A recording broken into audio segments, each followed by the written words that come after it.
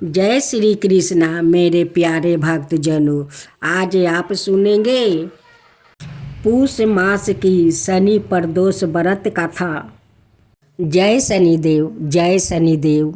मेरे प्यारे भक्तजनों, शनि प्रदोष की कथा सुने तो आप पूरा सुने, अधूरा मत छोड़िएगा।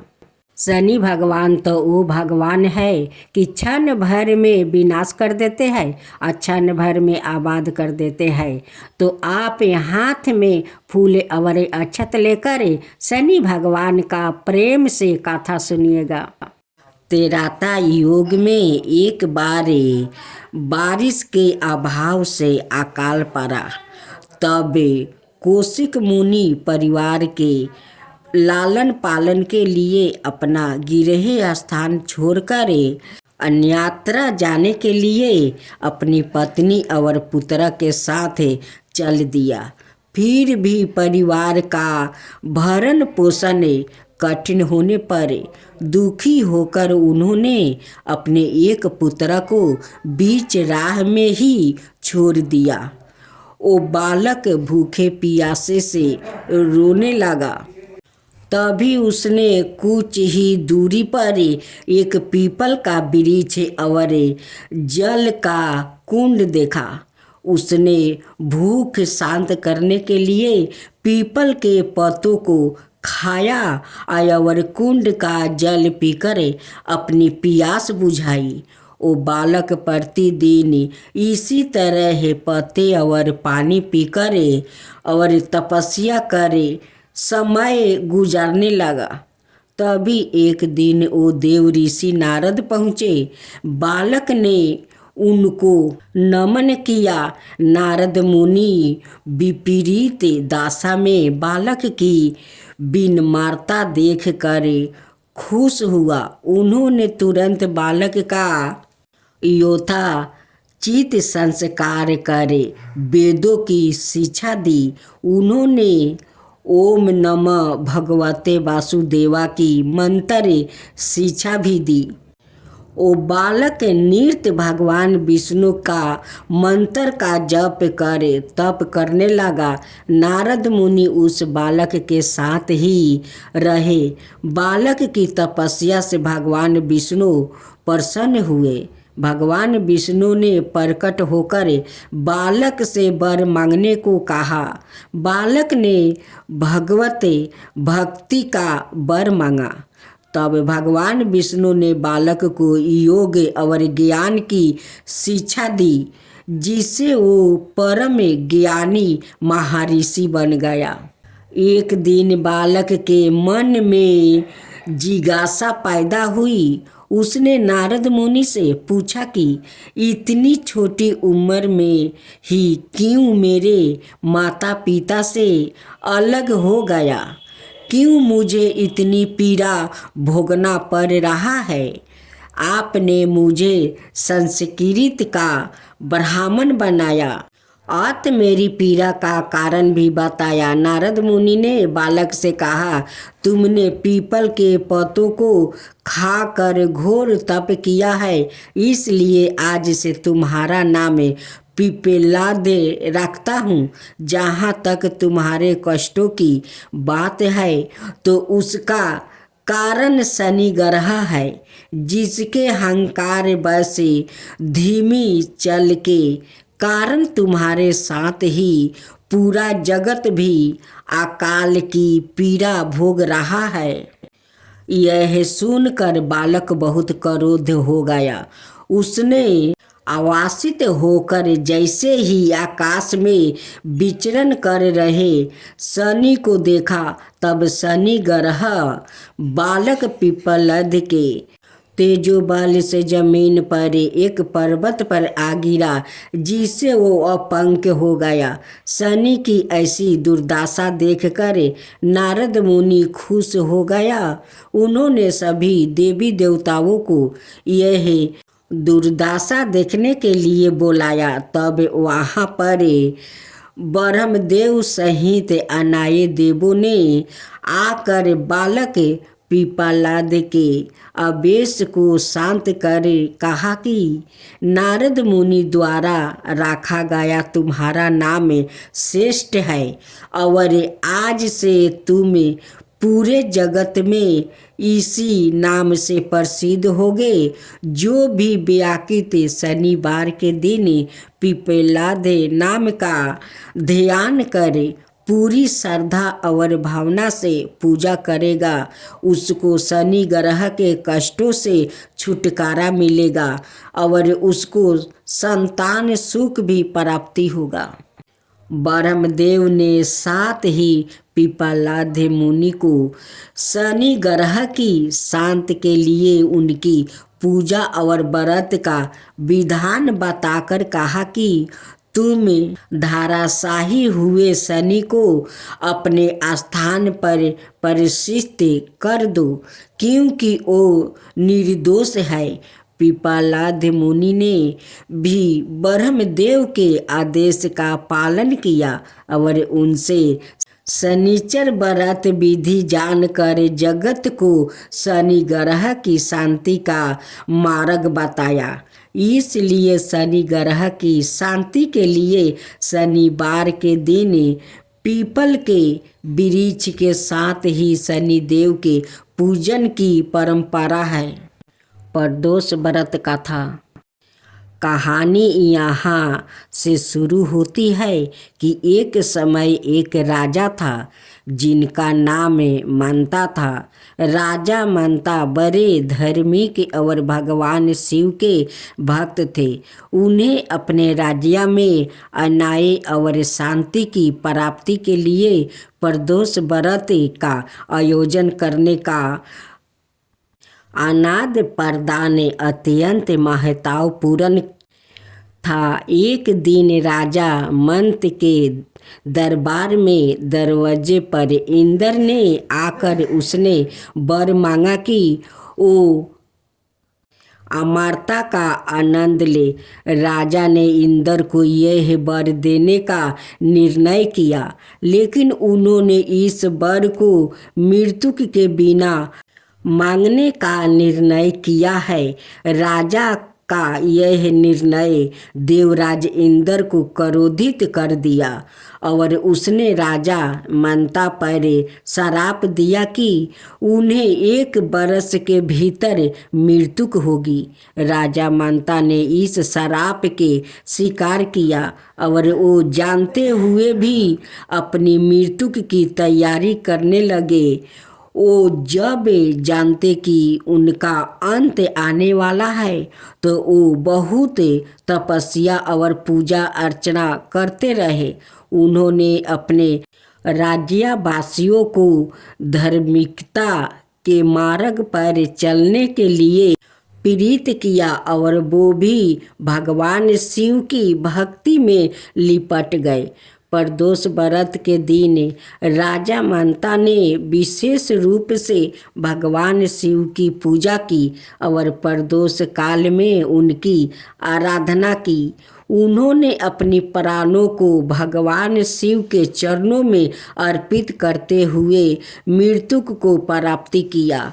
इस प्रकार भगवान शिव की कृपा से राजा मंता ने मृत्यु को भी अपने अधीन कर लिया और अमरता का आनंद लिया। इस तरह से प्रदोष व्रत ने राजा मंता की जीवन की कड़ियों को हल्का कर दिया और उन्हें मोक्ष की प्राप्ति का सुख दिया।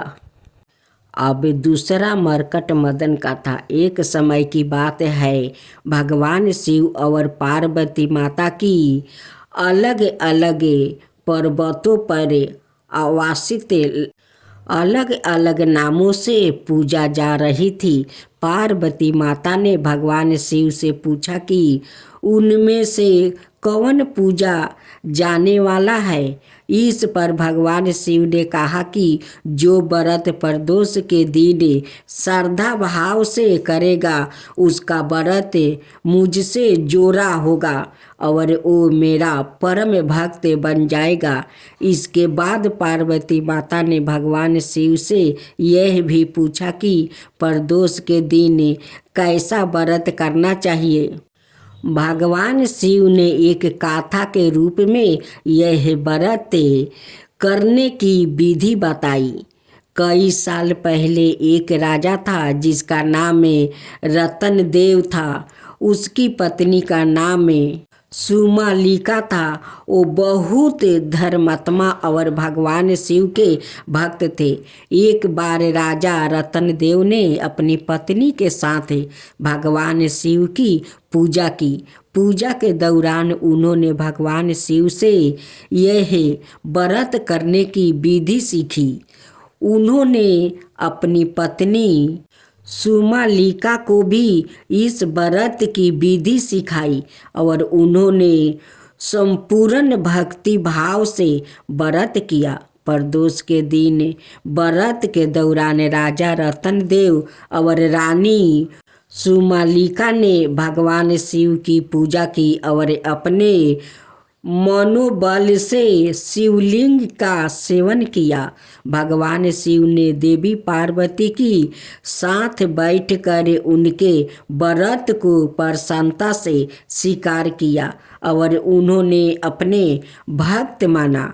भगवान शिव ने रतन देव और सुमालिका को वरदान दिया कि जो भी व्याकृत प्रदोष व्रत के दिन श्रद्धा भाव से करेगा वो भगवान शिव का अत्यंत प्रिय भक्त होगा और उसकी सभी मनोकामनाएं पूर्ण होगी। इस प्रकार प्रदोष व्रत का और ब्राह्मण ब्राह्मणी का खूब सुंदर एक गाथा।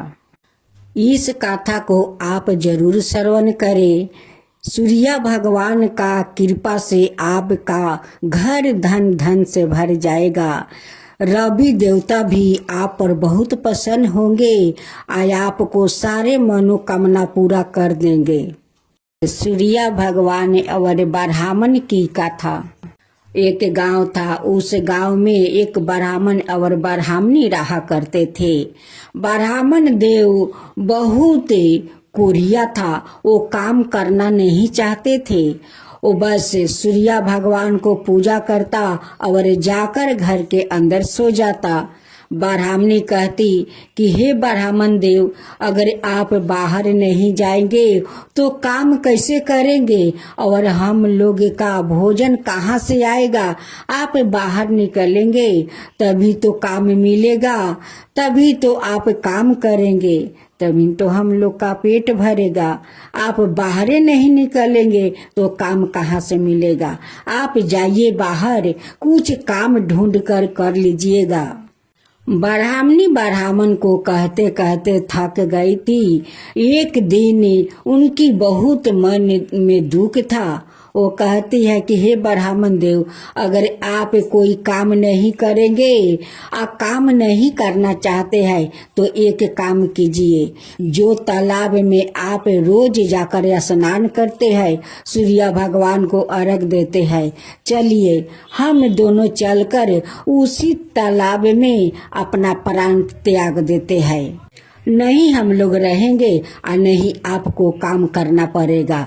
चलिए उस तालाब में चलकर हम लोग डुबकी लगा देते हैं और अपना प्राण को त्याग देते हैं। ये बात सुनकर ब्राह्मण को बहुत दुख लगा। बस ब्राह्मण देव उठे, कमंडल लिया, एक पोटली लिया और अपना मुंह ढाक करे वो निकल पड़े। अब गांव को लोग देख कर कहने लगे कि देखो देखो ब्राह्मण देव अपना मुंह ढाक कर ना जाने कहाँ जा रहे हैं। ब्राह्मण देव को गांव वालों से बहुत शर्मिंदा होना पड़ा।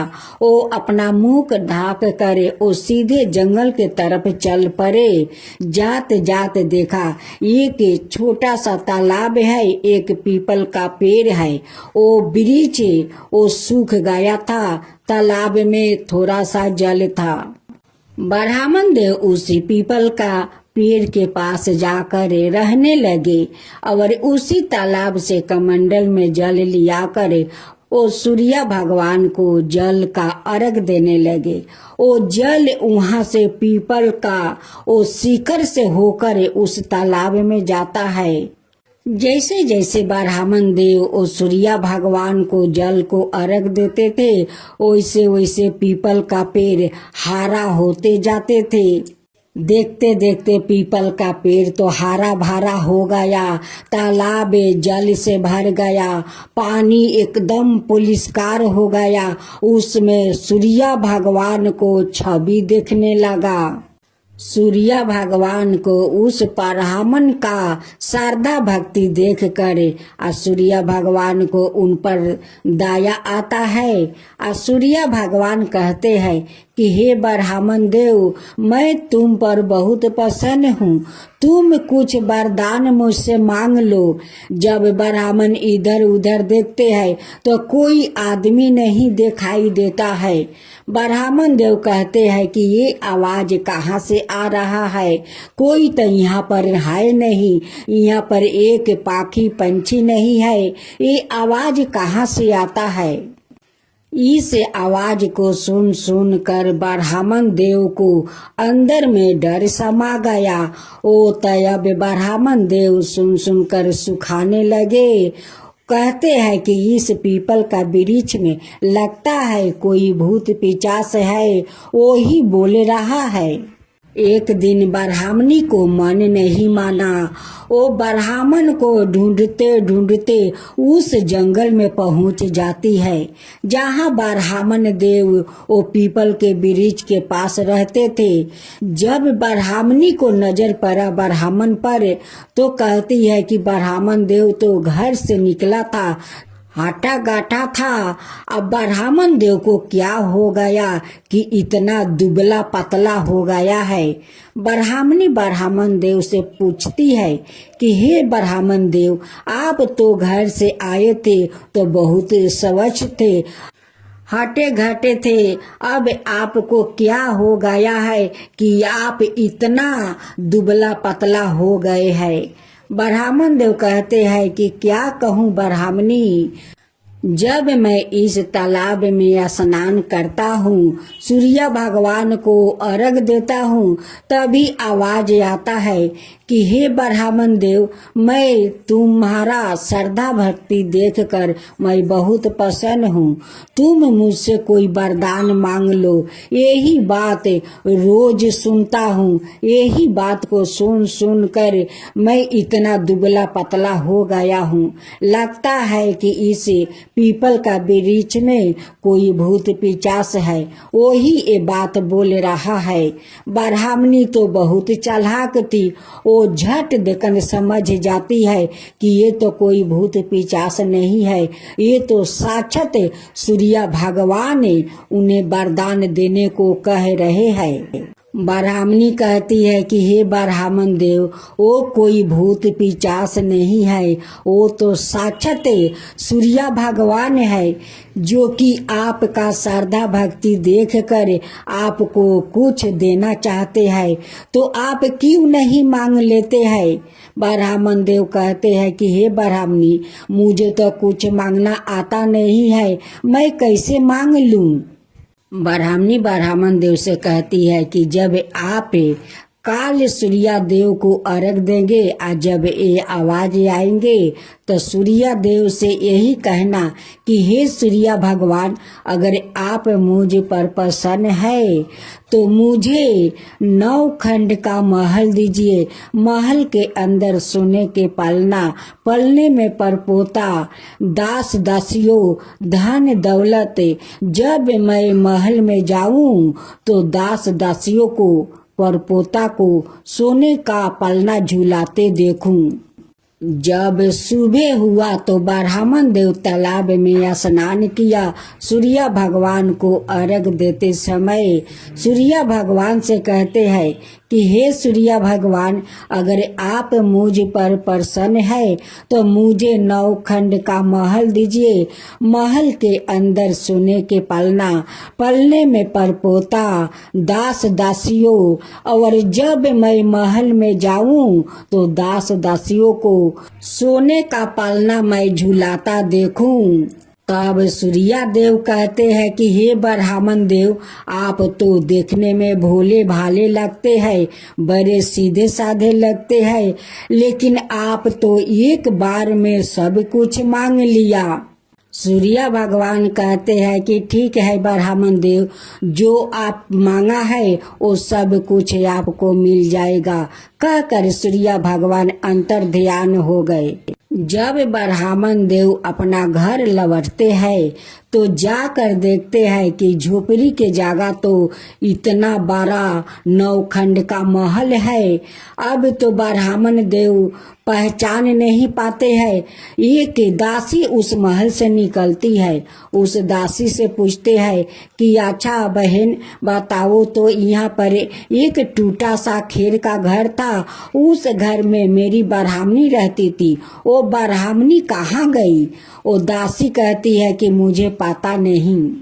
वैसे ही ब्राह्मणी उस महल से सजे धजे उस आभूषण में निकलती है।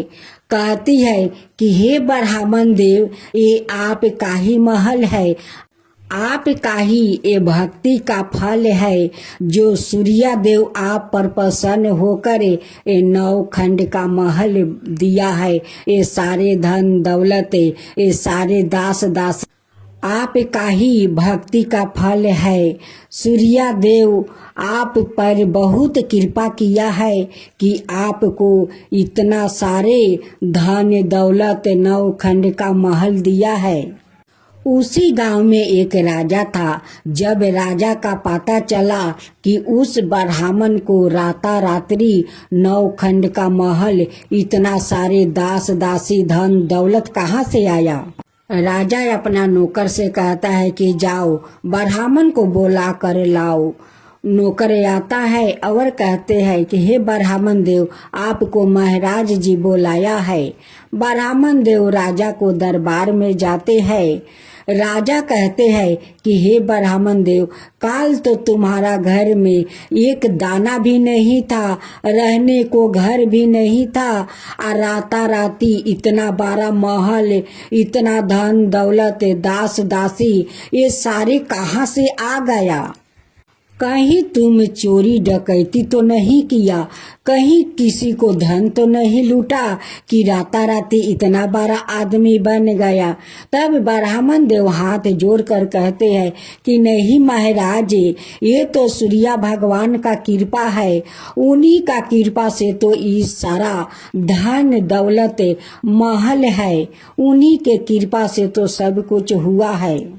तब राजा कहते हैं कि ऐसा बात है तो हे ब्राह्मण देव, मेरा तो कोई संतान नहीं है, इतना बड़ा महल तो है, धन दौलत है, सब कुछ मेरा पास है, लेकिन मेरा कोई संतान नहीं है। आप मुझे भी सूर्य भगवान को पूजा विधि बताइए, मैं भी करूं। ब्राह्मण देव कहते हैं कि हे राजा सुनिए, मैं बताता हूँ। आप रविवार के दिन उठ कर सुबह स्नान कीजिए, सूर्य भगवान को अर्घ दीजिए, उन्हें भोग लगाइए, एक समय आप भोजन कीजिए। आप पर सूर्य भगवान जरूर कृपा करेंगे, आपका महल में बच्चों को किलकारी जरूर गूंजेगा। उस राजा ने ब्राह्मण को कहे अनुसार ओ रविवार का श्रद्धा भक्ति से सूर्य भगवान को पूजा किया। कुछ दिन के बाद रानी गर्भवती हो जाती है। जब 9 महीना पूरा हो गया तो रानी खूब सुंदर एक पुत्र को जन्म देती है। अब तो राजा का महल में खुशी का ठिकाना नहीं है। बहुत सारा बधाइयाँ बाजने लगे, राजा बहुत सारा दान करने लगे। उस राजा ने सारे गांव में ढिढोरा पिटवा दिया कि आज से रविवार के दिन सभी ने स्त्री पुरुष सूर्य भगवान को श्रद्धा भक्ति से पूजा करे। सूर्य भगवान सभी को खुशियाँ भर देंगे। उस दिन से सारे गांव वालों हर रविवार को व्रत करने लगा। तो हे सूर्य भगवान, आप जैसे उस ब्राह्मण को धन दिया वैसे ही सबको देना। जो कहानी कहे, हुंकार भरे, जो सुने, उन सब के ऊपर कृपा करना। हे सूर्य भगवान, सबके ऊपर कृपा करना। सूर्य भगवान की जय हो, सूर्य भगवान की जय हो।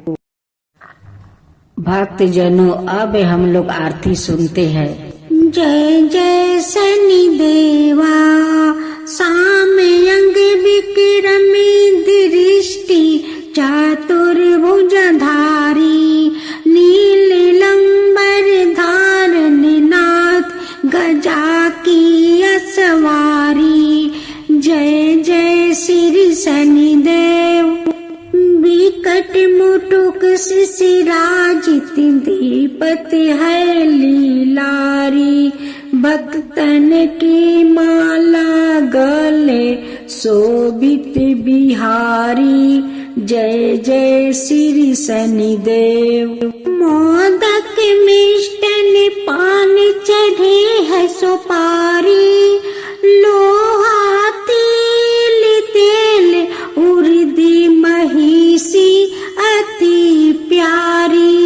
जय जय श्री शनिदेव।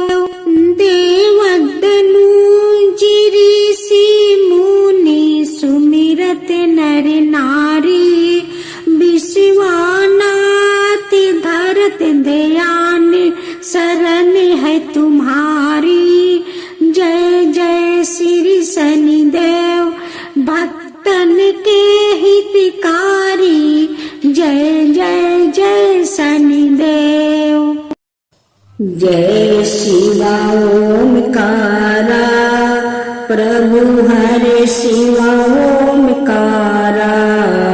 ब्रह्मा विष्णु सदा शिव अर्धंगिनी धारा। ओम जय शिवा ओमकारा। एकानन चतुरानन पंचानन राजे, शिव पंचानन राजे। हंसासन गरुड़ासन विषवाहन साजे। ओम जय शिवा ओमकारा। दो भुज चार चतुर भुज दस भुज अति सोहे, तीनों रूप निरखता त्रिभुवन जनि मोहे। ओम जय शिवा ओमकारा। अक्षर माला बने माला मंगी माला तारी, चंदन मृग मद सोहे बोले सुभिकारी। ओम जय शिवा ओमकारा। श्वेतांबर पीतांबर बागंबर अंगे, सनकादिक बरे मादिकी भूतादिकी संगे। ओम जय शिवा ओमकारा। करिके मध्यम कमंडल चक्र त्रिशूल धरता, जग करता जग भरता जग पालन करता। ओम जय शिवा ओमकारा। ब्रह्मा विष्णु सदा शिव जानते अविवेका, प्राण बचर के मध्यम यह तीनों एका। ओम जय शिव ओमकारा। तिरगुण शिव जी के आरती जो कोई नर गावे शिवा, जो कोई नर गावे। कहत शिवानंद स्वामी मन भजत शिवानंद स्वामी, मन बाचित फल पावे। ओम जय शिवा ओमकारा, जय शिवा ओमकारा।